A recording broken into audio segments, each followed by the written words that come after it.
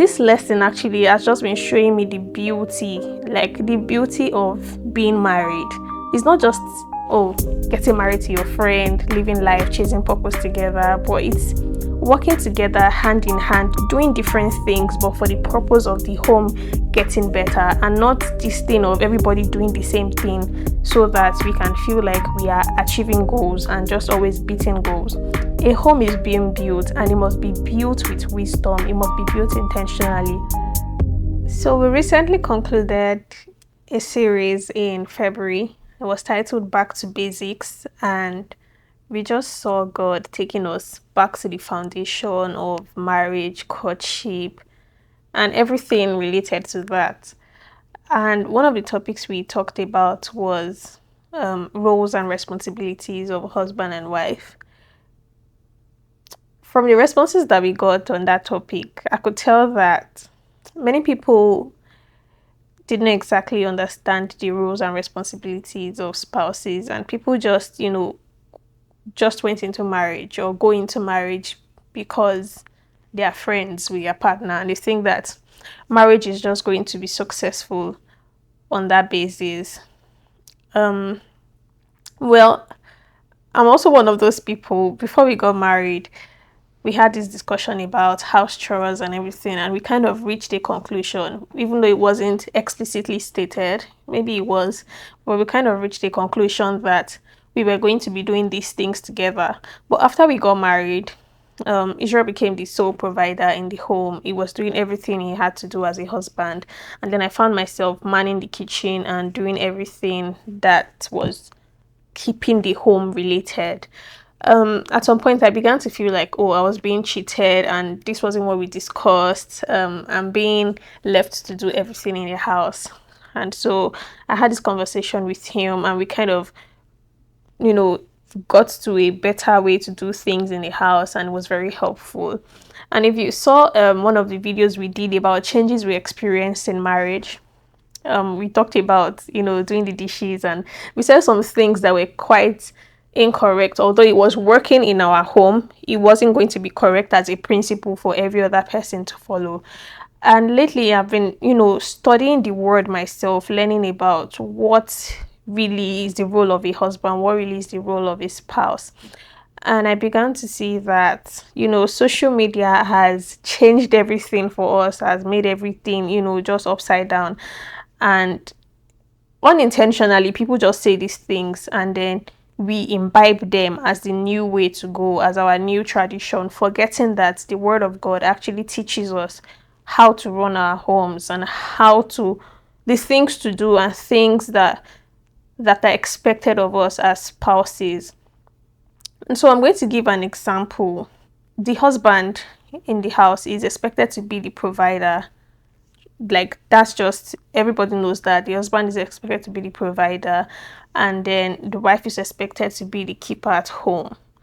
In our present day, we see that people want to change everything, and then they're like, the husband and the wife are supposed to provide, and then everybody is supposed to run the house together and run the kitchen, and nobody's responsible for something in the house. But if you look at what happened in Genesis, when God was scolding or punishing Adam and Eve, there was something he talked about. For Adam, he talked about how he was going to work and have to toil before he could get things from the ground. And for the woman, it was how that she was going to give birth in sorrow, and her desire was going to be to rule over her husband. And so it kind of depicts what God was expecting of them, or what God is expecting of a man to do, or of a husband to do, and as a wife to do. And I'm just going to be clear. For example, I'm just going to be clear. The husband is expected to provide, is expected to protect, is expected to be the leader, to follow Christ, and then the woman can follow in that line. The woman is expected to help her husband, to give birth to children, to submit to him. And when God was creating the woman, he talked about how that he was going to create a helpmate for the man.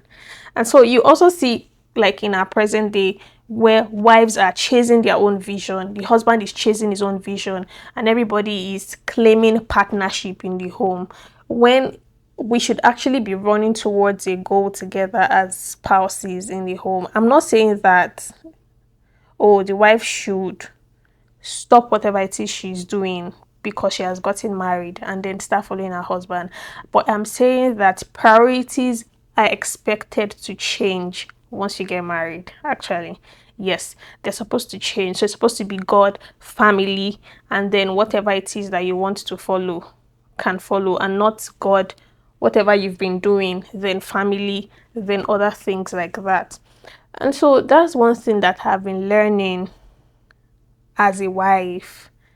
And another thing that I've learned also is that no matter how much you learn from other people, other teachers about marriage, and even from YouTube, wherever, it can be as profound as what you would get from the Word of God. It can't be as profound as what you'd get from the Word of God. I'm going to give another example of how I've been feeling. I've been feeling like, or in the past few months, okay, yes, even during the pregnancy time, I was feeling like, oh, my husband is, out there chasing his vision, achieving all of the things that he's supposed to achieve. And I'm just in the house taking care of the home, just pregnant, just pregnant and doing nothing. But one thing that I like to do is to talk to God about how I feel, and then to talk to my husband about how I feel. And so I had a conversation with Israel, my husband, and I talked about how I felt and how I felt like he was progressing and then I wasn't progressing. I got responses from God and I got responses from Israel. What I got from God was a reminder that in a marriage relationship, the two have become one. You must see your husband's progress as your progress as well. You are not competing. You're not there's no competition of who gets to purpose first, who achieves this first. And another thing that I got from God, or the other response I got from God, was that, oh no, from Israel. I think the one of two becoming one is from God. And I also got some other responses which I'm going to share. But I got from Israel that this is something we have discussed. Imagine if both of us are out there doing stuff. Is that what you imagined? Or is that what you have expected of your home? Or is that what you would like to be happening? And I'm like, actually, no. Actually, I'm very interested in making sure that the home is being run well, making sure that the house is taken care of, and that my husband has somewhere he can come to us and say that this is my home and not just shelter. Because I feel like many people have reduced their houses to just shelter, where the husband goes out, the wife goes out, everybody comes back in the evening to sleep, probably do stuff together, and then go out again. And so it's not exactly as homely as it should be for married people.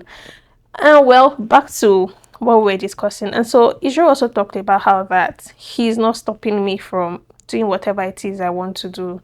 But would I rather would I rather just chase whatever I want to chase because I feel like I want to chase it, or because I feel like I'm behind? And I'm trying to remember what exactly he said when he was encouraging me.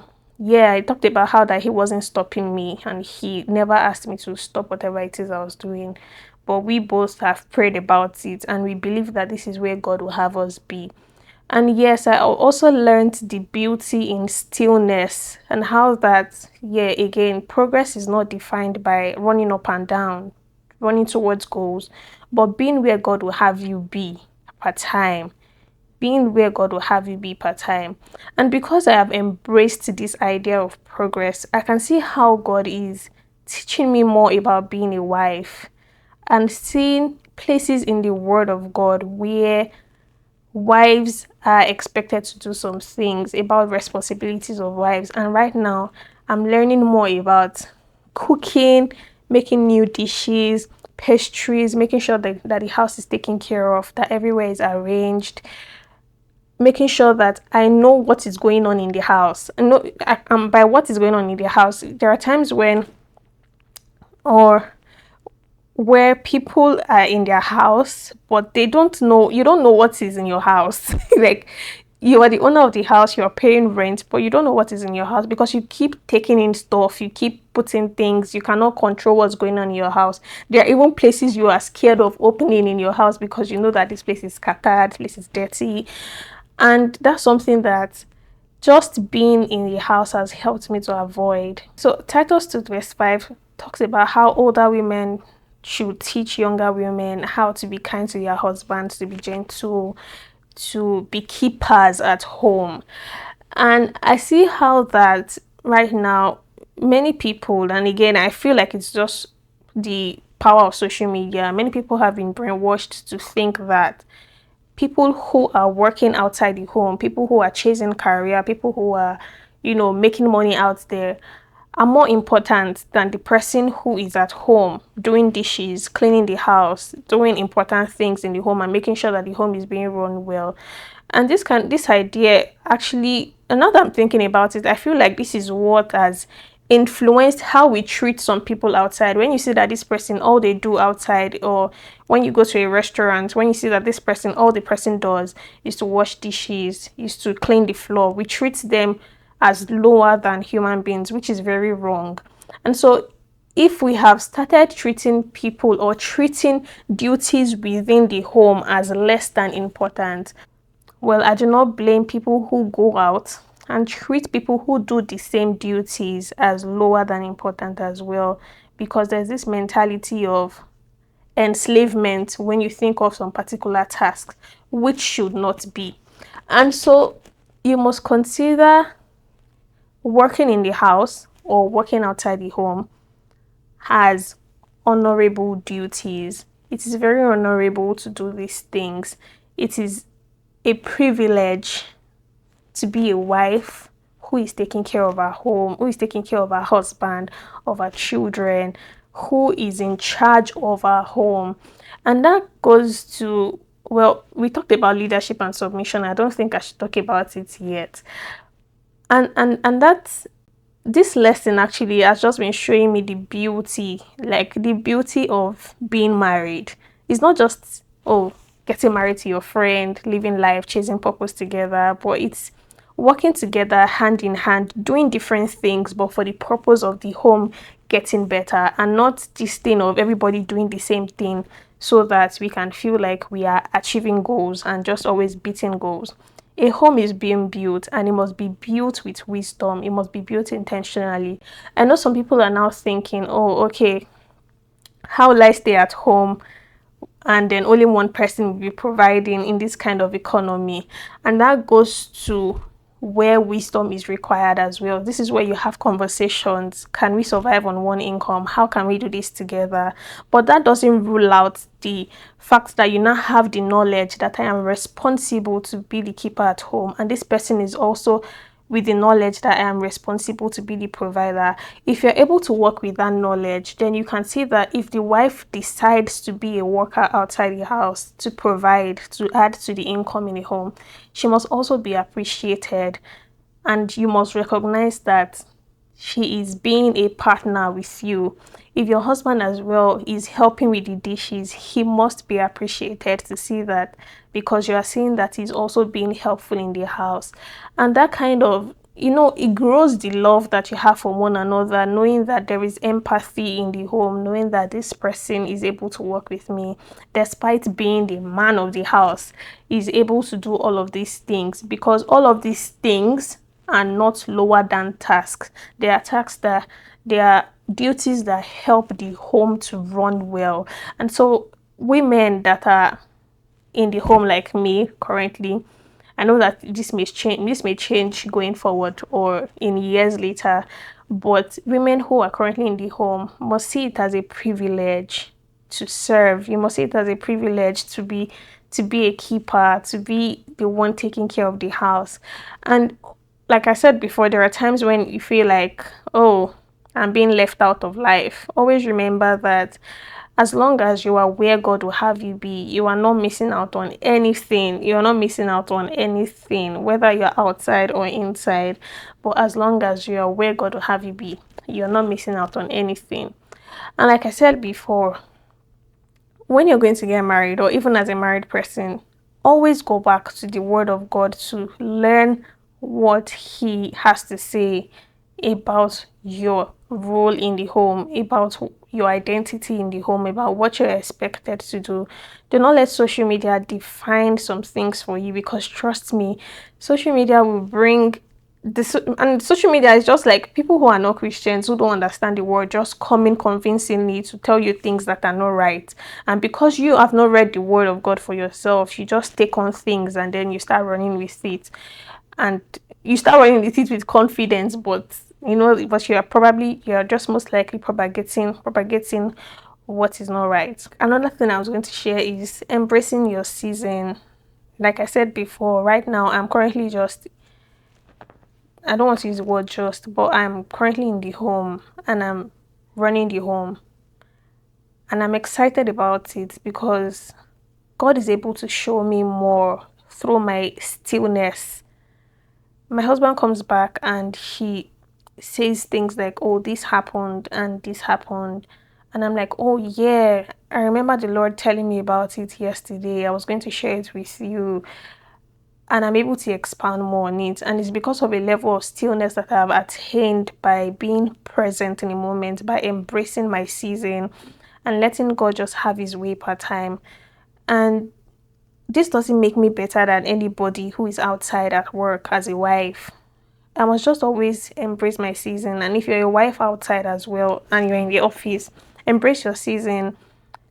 But be sure that you are not putting your work ahead of your family. Ensure that you are taking care of your children, and ensure that you're taking care of your wife, of your husband, and just ensure that you are prioritizing what needs to be prioritized. You don't lose out by doing what is right, trust me. And even if you're losing out on anything, you're not losing out on what you're not supposed to lose out on. And God has his way of rewarding you for just doing those things. And I'm going to make this statement about how that many of the physical things that we've acquired here, if we were working together, like if we were both working corporate jobs, we probably wouldn't have gotten those things and would have to work and save to get them. But God has a way of rewarding those who diligently seek Him, who diligently choose to stay and follow His principles, because God is wiser than we are. If you think that you're going to achieve what God can give you by running helter skelter, it will take you years to achieve it, and it could be something that you can achieve in just a month if you just stay with God. And so I think I've said a lot of things, but I know that you get my point. And this is for wives. Like, I feel like I'm talking to wives and ladies more. Embrace the beauty of womanhood, embrace your feminine side. Don't feel like you're losing out on life because you choose to do what you're supposed to do. Embrace your purpose, embrace what you've been designed to do. Don't try to be a man, don't compete with your husband, don't compete with your spouse, because you're not supposed to be competing.